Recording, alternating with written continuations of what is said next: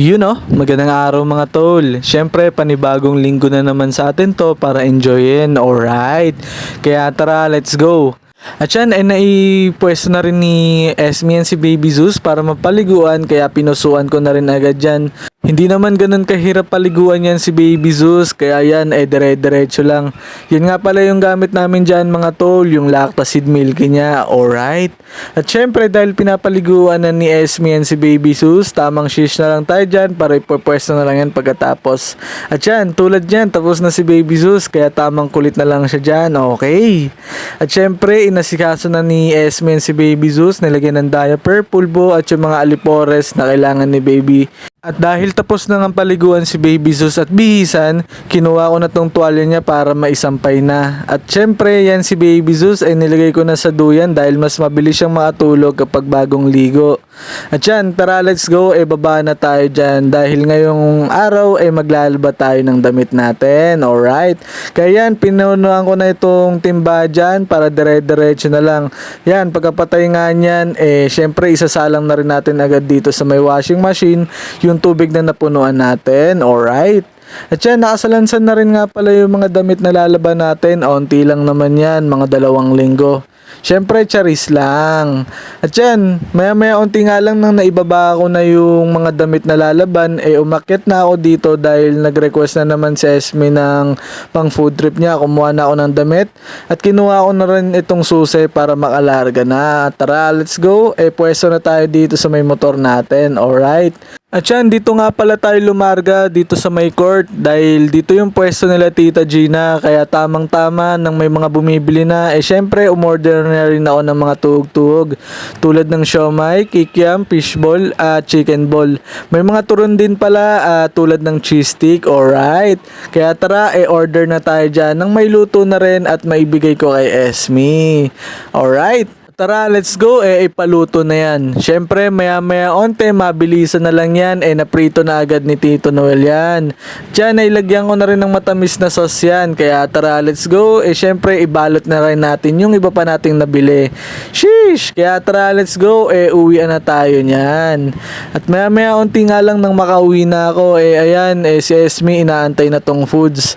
Ang galing nga ng vitamins niya Ako yung tumataba. Syempre, charis lang. At nga pala mga tol, itong bike natin, naibenta na natin to. Hindi naman kasi nagagamit yan. Sayang din kasi mga tol kung itatambak lang. Kaya yan, syempre, dire-diretso na tayo dyan. Tamang shish na lang dahil patapos na rin naman itong labay natin. At maya-maya nga, onte, umakyat na ako dahil paggabi na rin. Kaya ito, naligo na ako. Kinuha ko na yung tuwalya. At syempre, pagtas nga natin maligo, syempre, i-ready na natin tong susutin natin. Medyas, polo, at yung jogger pants, alright? Syempre, bago tayo pumasok, nilambing na namin to si Baby Zeus. Kaming dalawa nga ni Esme, kiniskis na namin yan. At maya-maya onti nga lang, nagbabay na kami sa bawat isa. Syempre, pinusuan ko na si Esme at si Baby Zeus dyan. At yan, kinuha ko na rin yung helmet natin mga tol, kaya dire-diretso na tayo dyan para bumaba. At yan, binigay na rin ni Esme itong lunch bag natin. Kaya ano pa bang next nyan? Syempre, pasok na tayo nyan. At sobrang bilis nga lang ng biyahe natin, nakarating na tayo dito sa paroroonan, kundi sa may parking lot. At dire-diretso na tayo dito sa may office, alright? Syempre, ipacheck muna natin tong bag natin kay Kuyang Guard. Ipatusok na yan.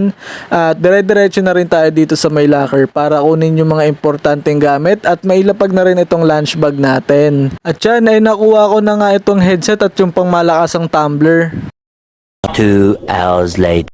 At maya-maya onti nga lang, sobrang bilis ng oras, 1 hour break na natin dyan.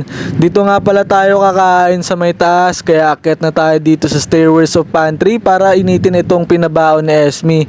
Tortang talong nga lang pala yun mga tol with ketchup, pero pwede na, sheesh! At yan, nainit ko na yan, kaya dumiretso na ako ulit dito sa lamesa namin, kasama namin dyan yung gwapo at maganda nating ka-workmates, alright? At yan, may pumapak na rin ang ulam natin. Yari ka kay Esme.